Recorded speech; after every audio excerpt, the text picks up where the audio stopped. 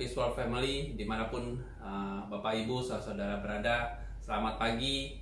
Seperti biasa kita akan memulai hari kita yang baru ini dengan satu renungan pagi. Sebelumnya mari kita berdoa. Tuhan Yesus, kami mengucap syukur untuk hari yang baru yang Tuhan beri. Kalau kami ada pagi hari ini Tuhan, apapun keadaan kami Tuhan, kami tetap bersyukur bahwa kami masih boleh ada dan Engkau masih memberikan berkat-berkat, Engkau masih menyertai hidup kami sampai detik ini Tuhan. Kalau kami boleh ada, semua karena kebaikan-Mu, bukan karena hebat kami. Tuhan, kami mau memulai hari kami dengan merenungkan satu kebenaran firman-Mu, biar itu boleh menjadi bekal buat kami, untuk kami boleh menjalani hari ini, sehingga hidup kami boleh tetap berbuah dan boleh menyenangkan hati-Mu Tuhan. Dan kami boleh tetap bersemangat untuk boleh menjalani hari ini. Terima kasih Tuhan, kami menyiapkan hati kami dan hidup kami semuanya untuk memulai hari yang baru ini. Terima kasih Tuhan. Haleluya. Amin. Selamat pagi saudara-saudara, Bapak Ibu semuanya. Pagi hari ini saya akan membawakan renungan singkat yang saya kasih judul Inside Killer, yaitu pembunuh dari dalam. Kenapa saya kasih judul Inside Killer? Saya merenungkan bahwa banyak hal yang sebenarnya membunuh kita dari dalam, bukan dari luar. Saya hari ini akan membawakan renungan yang berkaitan dengan kekhawatiran. Saya menganggap bahwa kekhawatiran itu adalah sesuatu yang membunuh kita dari dalam, mungkin tanpa kita sadari. Jujur, beberapa hari belakangan inilah saya khawatir akan banyak hal. Satu, usaha juga lagi sepi, sampai ada satu saat saya nggak tahu nih besok mau buka toko, duit dari mana.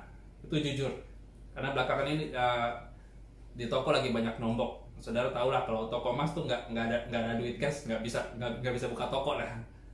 Terus banyak orang-orang di sekitar saya yang sakit, banyak yang kena COVID.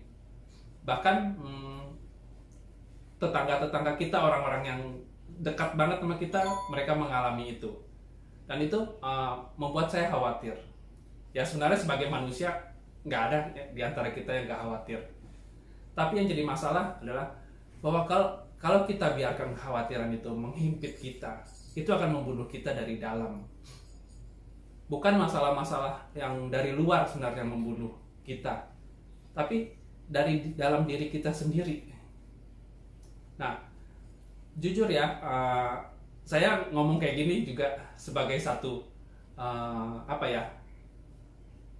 bisa dibilang teguran, juga bisa ingatan untuk istri saya terutama.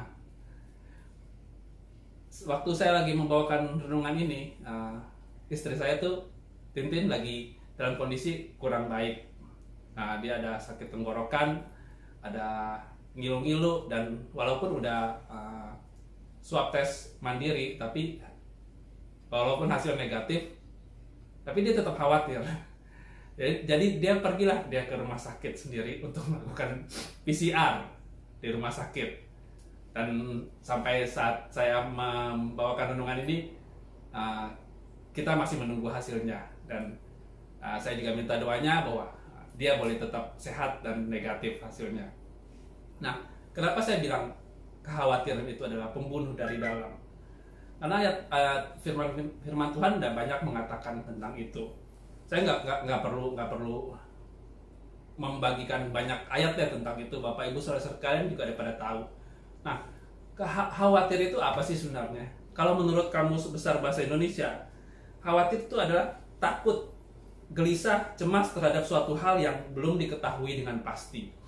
Nah, sebenarnya lucu gitu loh, bahwa kita takut akan satu hal yang belum pasti. Nah, saya pernah baca satu quotes yang bilang gini, bahwa khawatir itu adalah kita membayar utang yang kita sebenarnya nggak punya gitu. Jadi ya kan lucu gitu loh, kita berusaha mati-matian bayar utang kita yang nggak punya. Nah, secara rohani, secara firman Tuhan pun hal itu nggak sehat. Kenapa? Yang pertama adalah khawatir itu sia-sia. Matius 6 ayat 27 jelas-jelas berkata, siapakah di antara kamu yang karena kekhawatirannya dapat menambahkan sehasta saja pada jalan hidupnya? Firman Tuhan dia bilang, gak ada yang bisa menambahkan sehasta saja dalam jalan hidupnya dengan kekhawatirannya. Jadi buat apa kita harus khawatir? Ingat loh, khawatir dengan berjaga-jaga itu beda. Kalau kita berjaga-jaga, kita mau keluar lagi situasi pandemi ini, apalagi yang makin ganas ini, kita berjaga-jaga. Kita bawa hand sanitizer, pakai masker, segala sesuatu kita persiapkan. Tapi kalau khawatir itu kita takut. Kita takut untuk keluar. Wah, nanti kalau gue keluar gimana ya? Gue kalau ketemu orang yang batuk-batuk gimana ya? Ya kalau gitu, saudara tinggal aja di rumah. Kalau perlu bikin bunker. Saudara diam di situ sampai COVID ini berlalu. Kekhawatiran nggak akan menambah apapun dalam hidup kita. Makanya kekhawatiran itu sesuatu yang sia-sia. Nah, yang kedua, kenapa kekhawatiran itu bisa membunuh kita dari dalam? Khawatir itu melemahkan iman. 1 Petrus 5 ayat 7 berkata, serahkanlah segala kekhawatiranmu kepadanya, sebab ia yang memelihara kamu. Kalau kita pegang ayat itu, harusnya kita nggak perlu khawatir. Harusnya kita mempersiapkan segala sesuatu, kita merencanakan sesuatu. Oke. Kalau kita udah merencanakan dan mempersiapkan sesuatunya itu, ya udah, sisanya serahkan sama Tuhan. Tuhan yang bilang, kerjakan bagian kita. Tuhan akan mengerjakan bagian Tuhan. Jangan kita juga mau mengerjakan bagian Tuhan. Gak akan sanggup kita. Siapa kita bisa mengerjakan bagian Tuhan? Nah, kalau kita tetap khawatir, itu akan melemahkan kita, iman kita sama Tuhan. Berarti kita nggak percaya dong Tuhan bisa jaga kita. Tuhan akan memberikan yang terbaik buat kita. Mungkin keadaan kita saat ini ya nggak selalu baik seperti keadaan saya saat ini nggak baik, tapi saya percaya bahwa Tuhan jaga saya, Tuhan pelihara hidup saya, Tuhan pelihara keluarga saya. Kalau saya tetap khawatir akan segala sesuatunya saat ini, saya nggak bisa apa-apa. Mungkin saya cuma bisa mengasihani diri saya sendiri. Saya banyak berkeluh kesah, saya nggak bisa melakukan banyak hal. Jangan sampai itu terjadi dalam hidup kita. Yang ketiga adalah khawatir itu merusak. Bukan hanya tubuh kita, tapi juga jiwa dan roh kita. Banyak ayat firman Tuhan mengatakan bahwa kekhawatiran itu merusak tubuh kita. Amsal 17 ayat 22 mengatakan hati yang gembira adalah obat yang manjur, tetapi semangat yang patah mengeringkan tulang. Itu udah jelas. Dan itu dibuktikan dengan secara ilmiah. Orang yang punya kekhawatiran over biasanya sakit-sakitan. Banyak fakta yang udah menunjukkan hal itu. Orang yang kanker stadium 4 tapi dia nggak memikirkan sakitnya, dia tetap bisa bersukacita, dia tetap bisa melakukan hal-hal yang berguna, hidupnya panjang karena dia nggak mikirin penyakitnya, dia tetap bersukacita buat setiap hari yang Tuhan tambahkan dalam hidupnya. Dia melakukan hal-hal yang berguna buat sesamanya, buat Tuhan. Ada juga orang yang cuma sakit batuk pilek atau cuma demam doang, ngurung diri di kamar. Aduh, nggak kerja lah hari ini, nggak enak badan. Padahal cuma ya batuk pilek. Yang harusnya dia bisa melakukan hal-hal yang lebih dari itu selain mengurung diri di kamar. Ya, saya sih bukan ini ya. Contohnya ya saya lihat sendiri koko saya. Ya. Sama-sama jaga toko, saya satu, dia satu. Kadang dia, aduh capek dikit, lemas dikit, nggak ke toko, tidur di rumah. Ya harusnya kita nggak boleh kayak begitu. Ya itu udah jelas bahwa itu merusak tubuh kita. Kalau kita punya khawatir berlebih, udah jelas kita sakit dikit, berasanya udah kanker stadium 4. Sementara kanker stadium 4, karena dia punya hati yang gembira, ya dia hidupnya happy-happy aja. Nah, Di Amsal 12 ayat 25 juga mengatakan, kekhawatiran dalam hati membungkukkan orang, tetapi perkataan yang baik menggembirakan dia.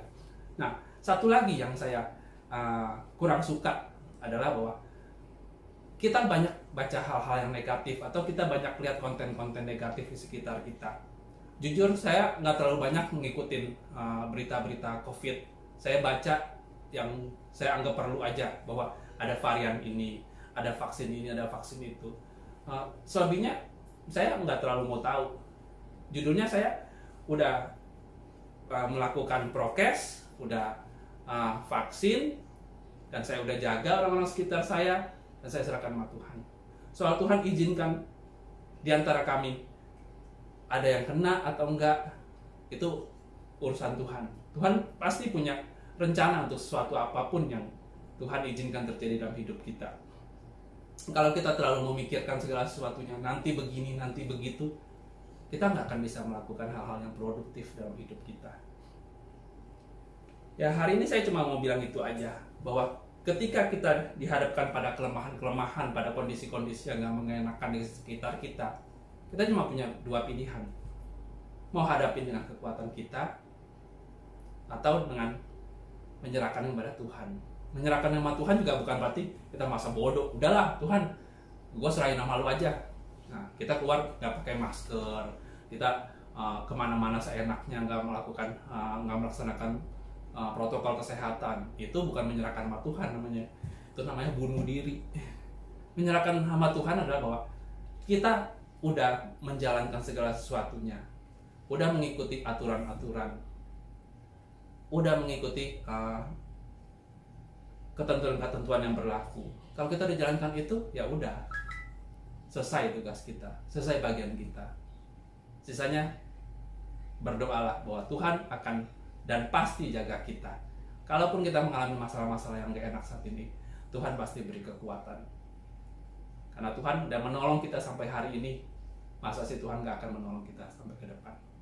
Itu aja renungan pagi hari ini.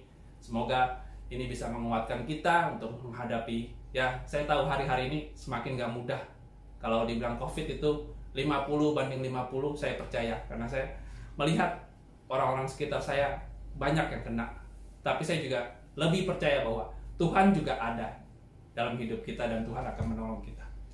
Terima kasih untuk waktunya, dan mari kita berdoa. Tuhan Yesus, terima kasih Bapa untuk kesempatan kami boleh berbagi dan saling menguatkan di pagi hari ini. Tuhan, kami tahu hari-hari yang kami jalani saat ini tidaklah mudah. Begitu banyak tantangan, begitu banyak cobaan, begitu banyak kesulitan di sekitar kami, Tuhan. Begitu banyak juga kekhawatiran dalam diri kami. Tapi pagi hari Tuhan, kami mau belajar Bapa bahwa Engkau lebih besar dari segala sesuatunya. Kami nggak akan biarkan Tuhan kekhawatiran itu membunuh kami, membunuh iman kami, membunuh apapun yang baik dalam hidup kami, sehingga kami tidak bisa berbuat apa-apa, sehingga kami tidak bisa menjadi berkat lagi dalam hidup kami. Tuhan, apapun keadaan kami percaya Engkau memberi kami kekuatan, dan biarlah Tuhan kekuatan daripadamu yang memampukan kami untuk kami boleh tetap menjadi berkat dalam hidup kami. Terima kasih Tuhan. Hanya dalam nama Yesus kami berdoa dan mengucap syukur. Haleluya, amin. Oke, shalom semuanya, tetap semangat dan tetap jadi berkat. Bye-bye.